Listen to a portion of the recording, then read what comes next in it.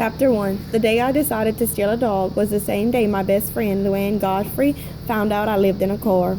I had told Mama she would find out sooner or later, seeing as how she's so nosy and all.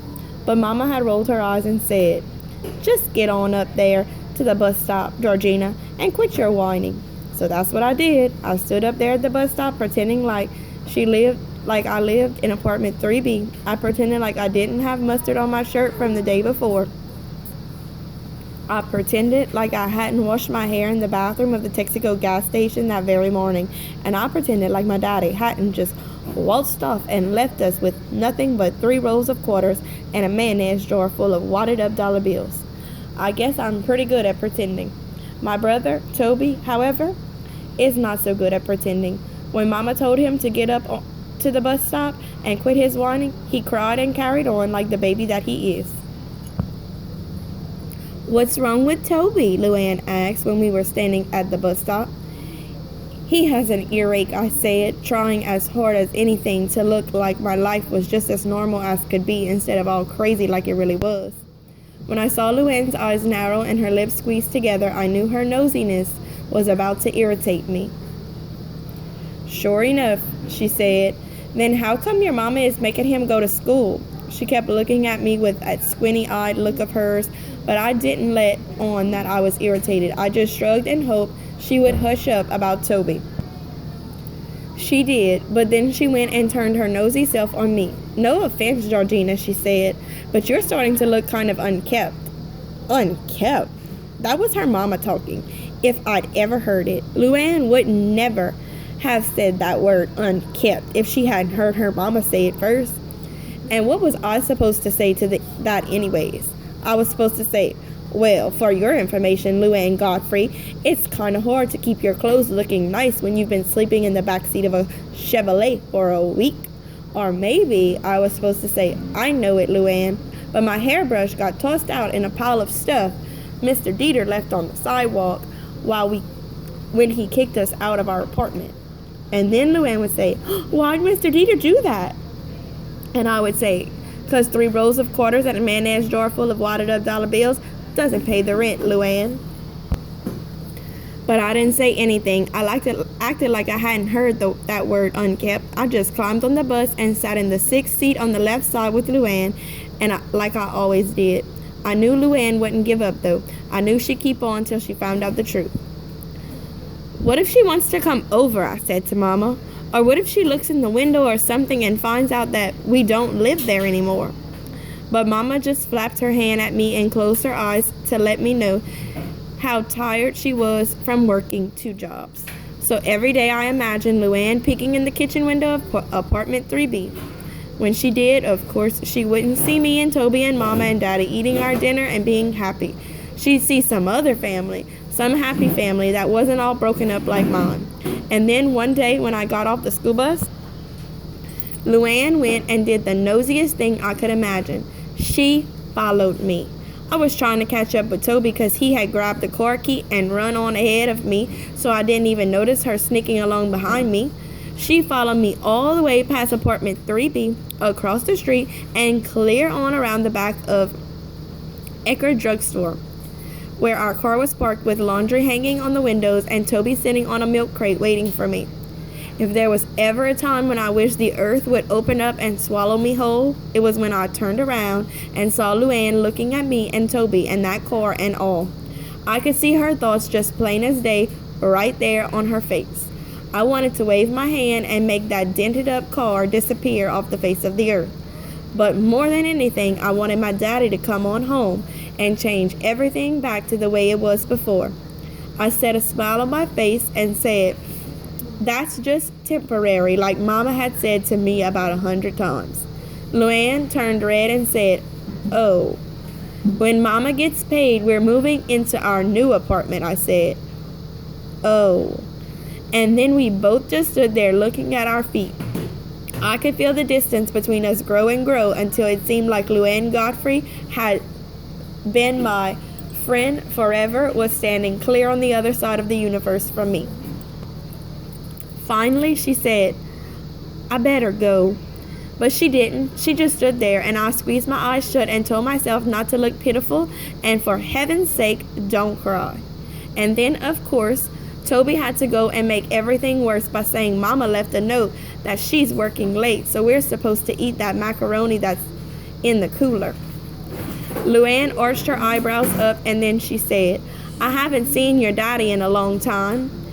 That did it. I couldn't stop the tears from spilling out of my squeezed up eyes. I sat down right there in the drugstore parking lot and told Luann everything. I felt her arm around me and I heard her saying something, but I was too lost in my misery to do anything but cry. When I was all cried out, I stood up and brushed the dirt off the seat of my pants, pushed the hair out of my eyes, and said, Promise you won't tell? Luann nodded. I promise. I mean, not even your mama. Luann's eyes flickered for just a second, but then she said, Okay. I crooked my pinky finger in the air and waited for her to give me a pinky promise, but she hesitated. I stomped my foot and jabbed my pinky at her. Finally, she crooked her pinky around mine and we shook. I better go, she said. I watched her hurry across the parking lot, then glanced back at me before disappearing around the corner of the drugstore. I hate that macaroni, Toby said from his seat on the milk crate.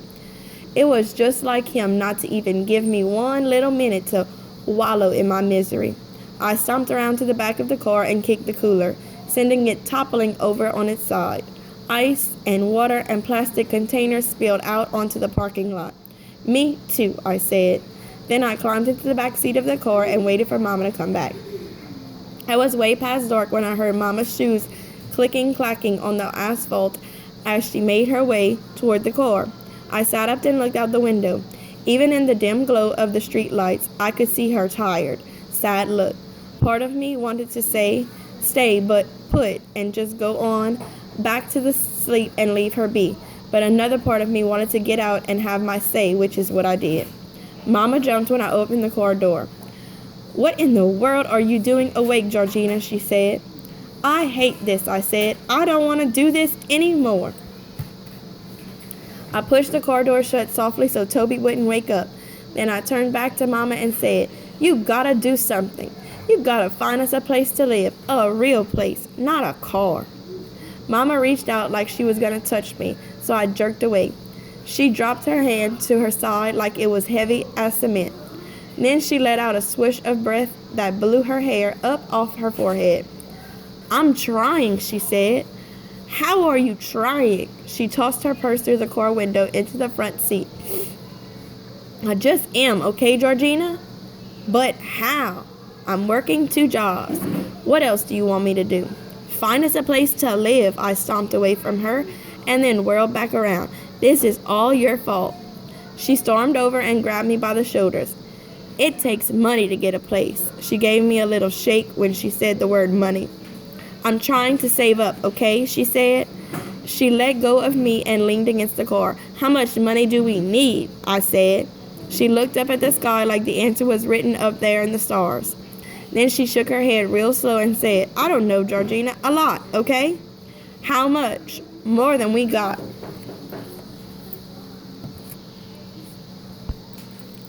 We both just stood there in the dark and listened to the crickets from the vacant lot next door. Mama draped her arm around my shoulder, and I laid my head against her and waited to be a baby again. A baby that just cries and then gets taken care of, and that's all there is to do a day. Finally, I asked her the same question I'd asked her about 1,000,000 times already. Why did Daddy leave? I felt her whole body go limp. I wish I knew. She brushed her hair out of my eyes. Just got tired of it all, I reckon, she said. Tired of what? The silence between us felt big and dark like a wall. Then I asked her the question that had been burning a hole in my heart. Tired of me? Mama took my chin in her hand and looked at me hard. This is not your fault, okay? She peered inside the car at Toby, all curled up in a ball in the back seat. We got to go, she said. Where? I don't know, just somewhere. The car door creaked when she opened it, sending an echo into the still night air. We've been here 2 nights now, she said. The cops are liable to run us off if we don't leave. She shot me a look when she saw the overturned cooler, so I helped her gather things up before I climbed back in the car. As we drove out of the parking lot, I slouched down and stared glumly out the window. The empty shops we passed made Darby, North Carolina seem like a ghost town, all locked up and dark. Mama pulled the car into an alley beside Bill's Auto Parts. When she shut the engine off, we got swallowed up in quiet. I draped a beach towel over the clothesline, and Mama had strung along the middle of the car to make me a bedroom. I could picture Luann snuggled in her pink and white quilt with her stuffed animals lined up along the wall beside her and her gymnastics ribbons taped on her headboard, and I felt sorry for myself. Then I curled up in the seat, turning every which way, trying to get comfortable. Finally, I settled on my back with my feet propped against the car door and stared out at the starry sky. And then I saw it, a sign, tacked up there on the telephone pole right outside the car window, a faded old sign that said reward, $500, and under that was a picture of a bug-eyed little dog with his tongue hanging out. And then under it said, "Have you seen me? My name is Miss." $500. Who in the world would pay $500 for that little dog? "Mama," I whispered through my beach towel wall. Mama rustled some in the front seat.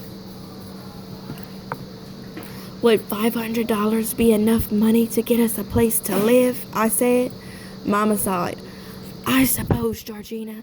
Now go to sleep. You got school tomorrow." I looked up at Misty, and my mind started churning. What if I could find that dog? I could get that money, and we could have a real place to live instead of this stinking old car. But that dog could be anywhere. I wouldn't even know where to look. Besides, that sign was old. Somebody had probably found Misty and got the $500. I stared out the window at the sign, thinking about Misty, and wondering if there were other folks out there who would pay money for their lost dogs.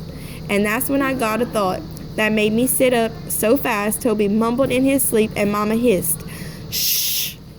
I folded my legs up and lay back down in my beach towel bedroom. The damp car seat smelled like greasy french fries and bug spray. I closed my eyes and smiled to myself. I had a plan. I was going to steal me a dog.